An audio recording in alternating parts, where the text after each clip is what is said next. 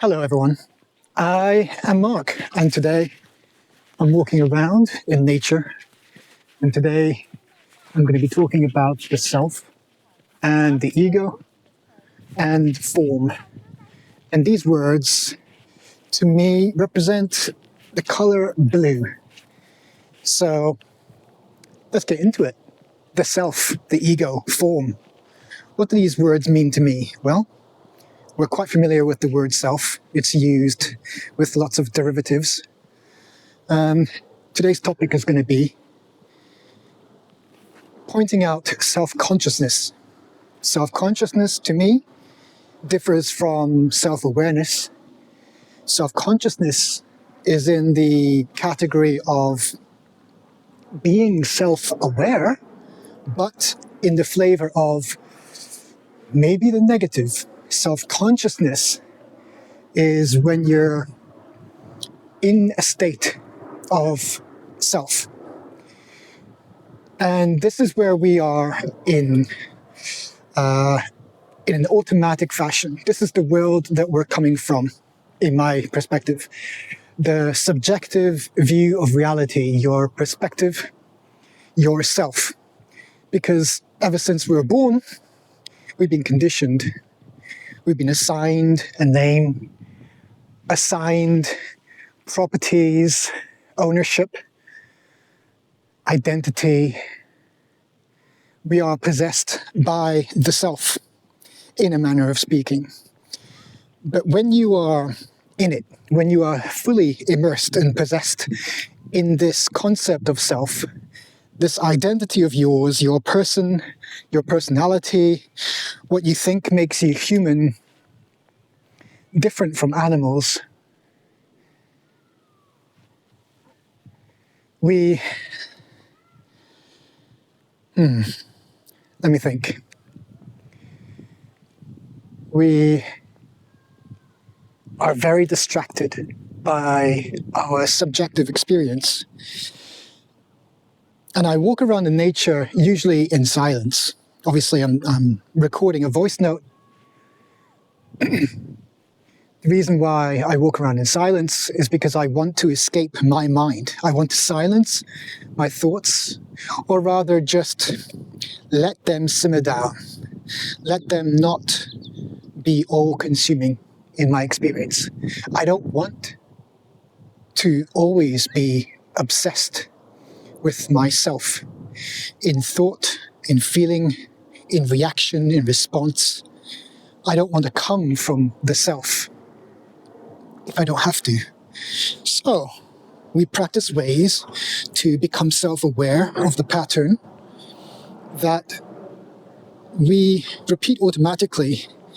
It's just part of our conditioning as human beings, especially in this Western society. But anyway, we walk around in nature and we come upon sounds. Sounds from animals. We come across senses, smells, sight, touch, taste. We enter another state of being in our bodies. Using our sensory systems, we can pick up on lots of different signals. And if you are aware enough to notice the difference, when do you leave yourself? And when do you enter the present moment with a brief respite away from your mind, away from your subjectivity? And that's often found in the presence of animals, in the presence of nature, in the presence of beauty away from mankind. So that's why people like to take walks in nature, to get away from it all, to not have those reminders. Now, as we speak, self-consciousness is always rearing its head.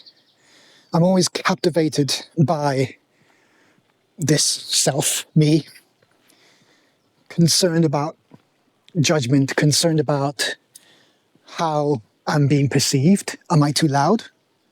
Do I feel awkward about what I'm saying? And so,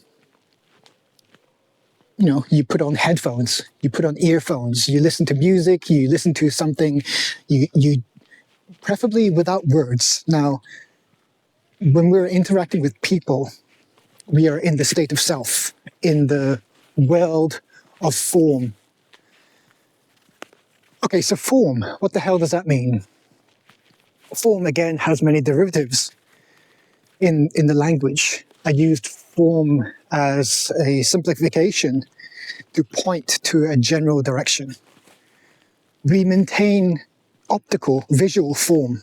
Our appearance is of form. And we use the eyes, we use the visual of our exterior to say, this is a boundary, this is what defines me, the concept of me, at least, as opposed to anything else. And so when we look in the mirror, we can't help but be self-conscious. When we listen to our own words in public, we can't help but be a little bit self-conscious. We are always checking in to moderate, and that is governed by how we feel. If people that you know are so blissfully carefree, whether they're cringingly unaware and a bit self-involved in not adjusting to the vibe of the situation, if someone like me is walking around in nature where people would prefer it to be silent, prefer to escape, listening to some person blather on in a place of tranquility is jarring. And so people seek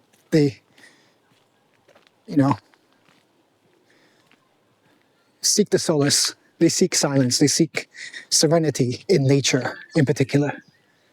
And it ties in, again, with escaping the things that make you self-conscious.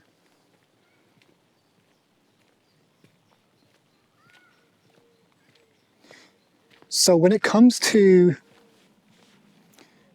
developing a relationship with the present moment, especially in regards to nature, especially in regards to animals, wildlife, pets too, but specifically non-mankind. Wild animals,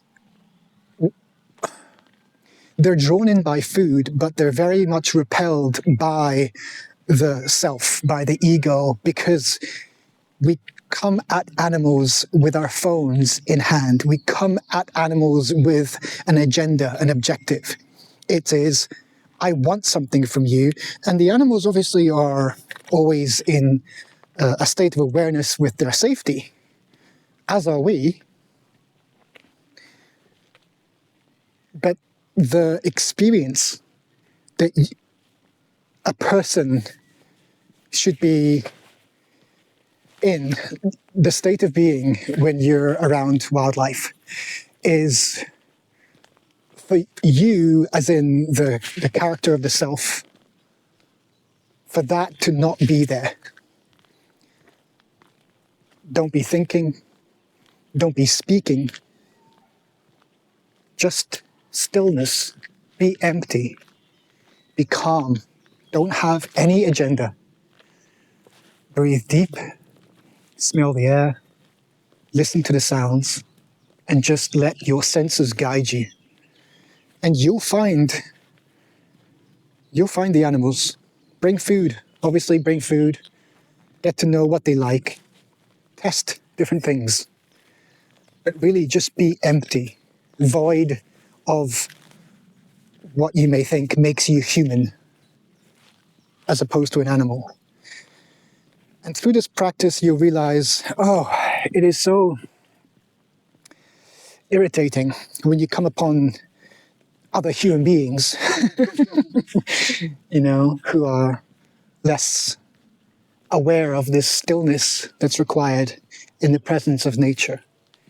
And they come and they're loud and they're careless, they're selfish, they're self-centered.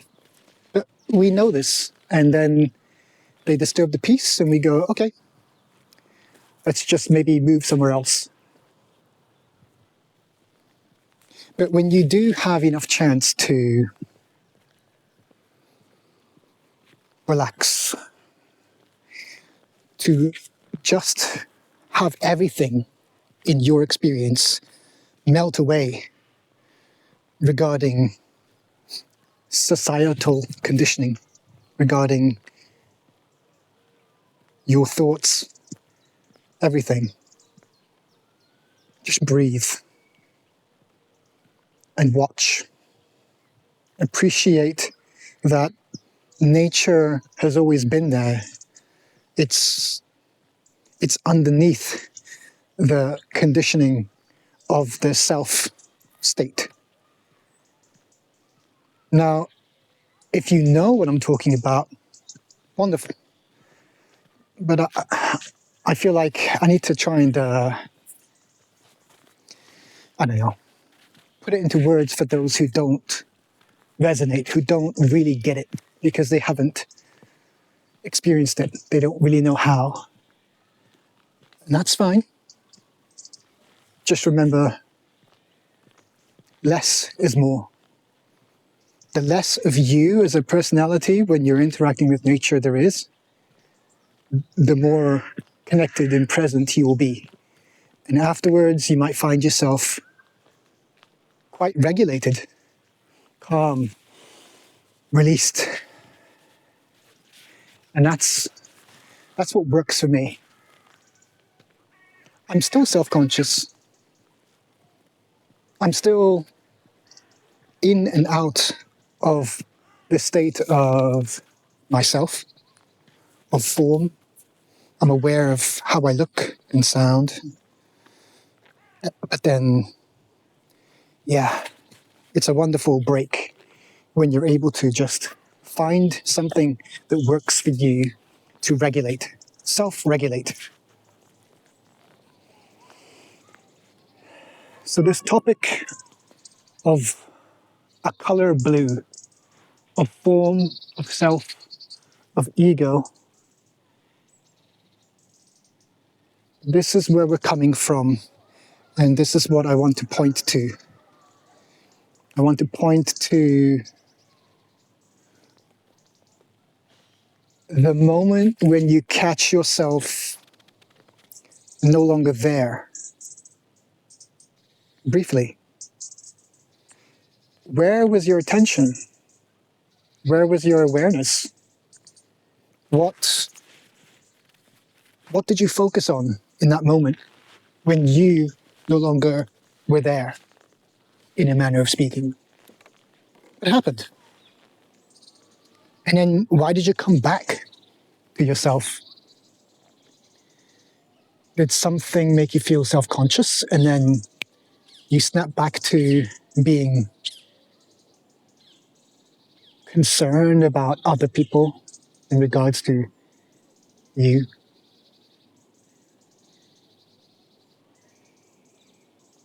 Because we shift through different states of being, and I'm starting this by pointing out, if we originate in this world of blue, this world of form, the state of self, and we study it, we listen to all sorts of people talking about ego, and we listen to Eckhart Tolle, we listen to spiritual teachers as well as scientists. Everyone says similar things in a different way, but it all does point to our reality, our very perception of experience is very much to do with our mind and our concept of self, of this individuality. And in this world of blue, we are conditioned to believe the concept of division, of ownership. You own your identity. Since when? I mean, we are bestowed everything. Bestowed being given. We are born into this world. We're given the gift of life. We are given a name, an identity, and gender, and this is your toy, this is your name, this is your this is our family, this is your sister, your, my, me. You can see the pattern that we're, probably all subconsciously aware of the conditioning of self. And so it permeates everything. Listen to your very language. Listen to the words. Take note. If you were to maybe listen to friends, how every sentence begins with I. Yeah, it gives context to talking about me as opposed to her or him or them, other. But the very fact that we are starting every context within this concept of self that we think that we own and we are possessed by, we are all encompassing. When you create space around that and become aware of how we are constantly through our language and thoughts and conditioning possessed, we are self-possessed. The concept of ownership then is an abstract form that I've been delving into, studying, just observing. And people like Eckhart Tolle, a spiritual teacher, he mentions stuff like become the watcher, because when you practice enough self-awareness, you are aware of a deeper you that is underneath the labels, underneath the conditioning. If you are watching parts of yourself that previously was all-encompassing, then who is the watcher? If you're watching your language, if you're able to watch your thoughts over time and maybe control them, maybe steer them in a different direction, if you're watching any part of yourself in that way, then there's more to you than the self, than the me, than the ego. And this is on a very fundamental, general level. Before we get into the response, the reactions, the automated defense mechanisms of the ego, where every relationship, every difficulty, every challenge seems to be all about me and my life.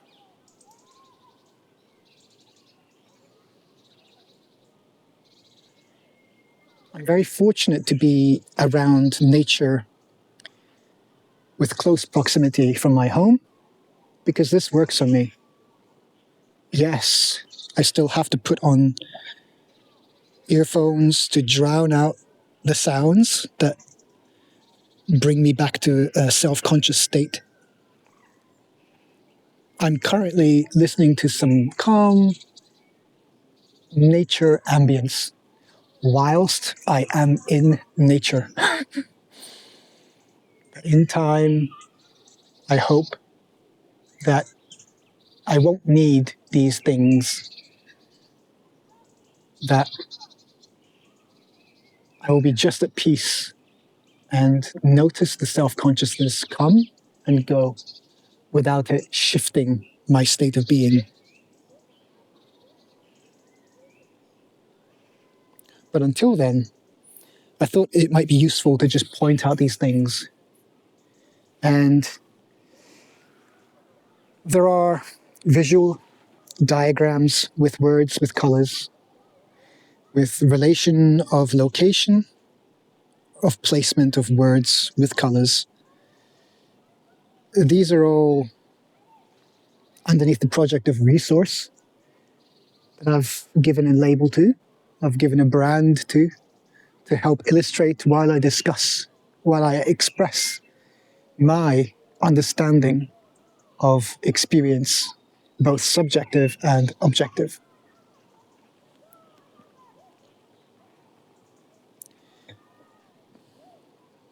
I think I'll leave it there to gather my thoughts and to sit in stillness.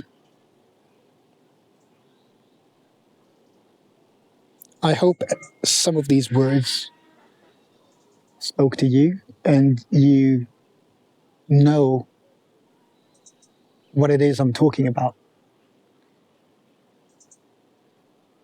Because this is the starting point.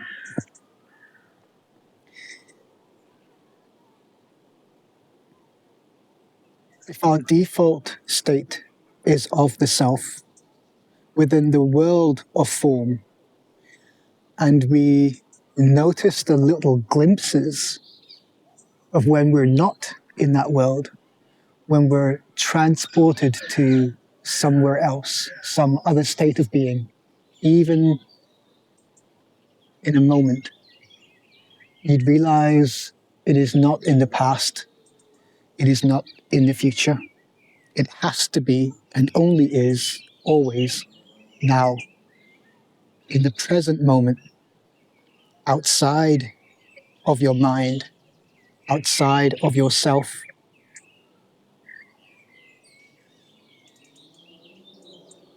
That's the realm of green, the realm of life and nature. In a state of your body, you can pay attention, focus on your senses.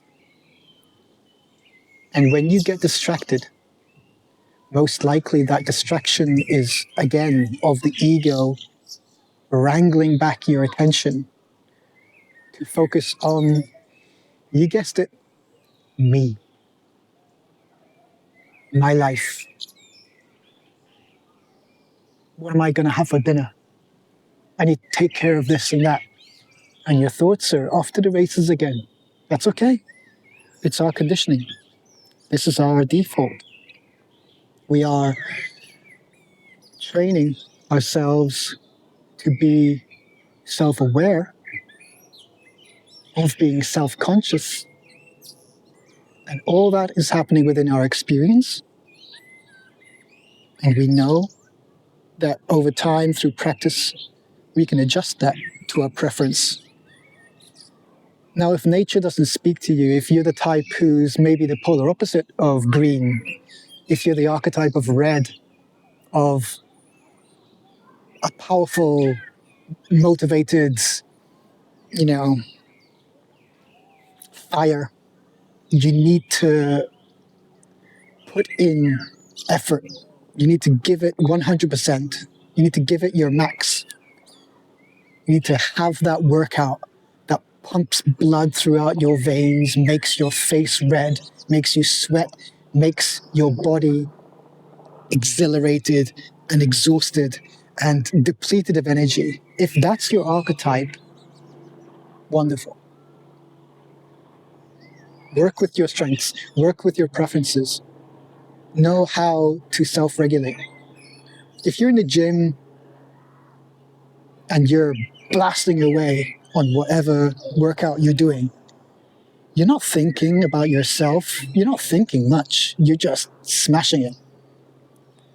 And I hope to get into that as well. But for now, I prefer peace, tranquility, and nature. I'm just naturally drawn to it. So know what works for you to self-regulate and to escape all manners of the self-experience. And just take note. Take note. Where did you go? Why did you go there? How does it work for you? What does it do? How does it benefit you? Cultivate these things and let me know how we get on. And then we'll take it from there. I'm not really engaging in these voice note comments or anything like that. I want the least amount of friction, but also at the same time, I want to connect with the community. So while I'm still getting to grips with my levels of self-consciousness, just let these words passively soak in. Listen to them at 1.25 or 1.5 if you think I talk too slowly, because our minds work a lot faster these days. So until next time, breathe, enter your body, escape your mind and yourself.